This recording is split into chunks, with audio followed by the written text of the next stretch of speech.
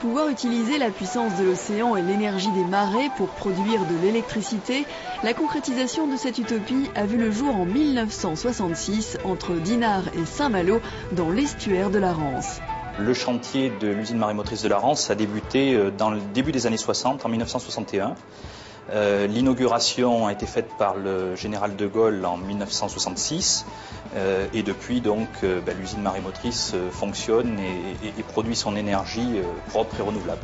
L'estuaire de la Rance n'a pas été choisi par hasard. Par sa configuration géographique particulière avec 20 km de long et 750 mètres de large à l'embouchure, on y remarque de très fortes amplitudes de marée parmi les plus importantes d'Europe.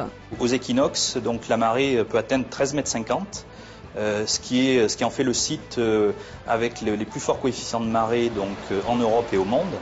D'ailleurs, dès le XIIe siècle, nos ancêtres s'en sont rendus compte et ont équipé les estuaires par des moulins à marée, des moulins à aubes. Le barrage fait 750 mètres de long et fonctionne selon le principe de différence de niveau. À marée montante, l'eau passe à travers 24 turbines appelées groupes bulbes de 10 MW chacune pour produire de l'électricité. En plus de ces 24 turbines, 6 vannes laissent passer 10 000 mètres cubes d'eau de mer par seconde pour favoriser un remplissage du réservoir maximum. Lorsqu'il est rempli, le réservoir peut contenir 184 millions de mètres cubes d'eau de mer. On se sert de cette amplitude de marée 13,50 m, au maximum, pour remplir et vider l'estuaire finalement de la Rance 2 fois par jour. Lorsque le réservoir est plein, l'eau s'écoule vers la mer au travers des 24 groupes bulbes en produisant également de l'électricité.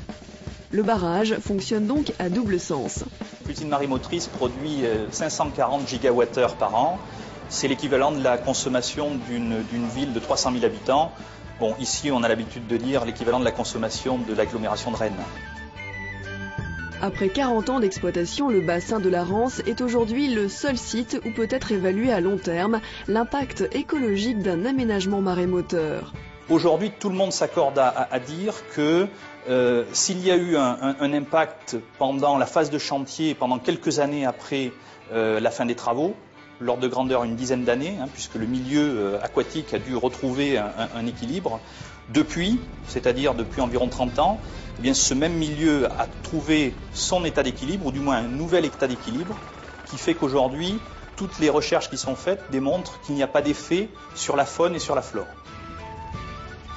Équipement hydraulique exceptionnel au monde, l'usine marémotrice de la Rance propose aux 300 000 visiteurs annuels un espace découverte qui permet de mieux appréhender l'énergie électrique sous toutes ses formes.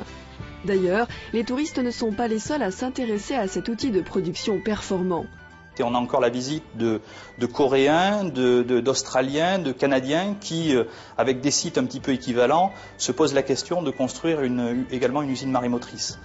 Il semble qu'en Corée du Sud, c'est là où le projet est le plus avancé. Ils imaginent donc une installation qui pourrait produire l'équivalent d'une puissance de 250 MW. L'énergie des marées est maintenant, grâce à l'expérience industrielle de l'usine de la Rance, une solution classique dans la panoplie des énergies renouvelables.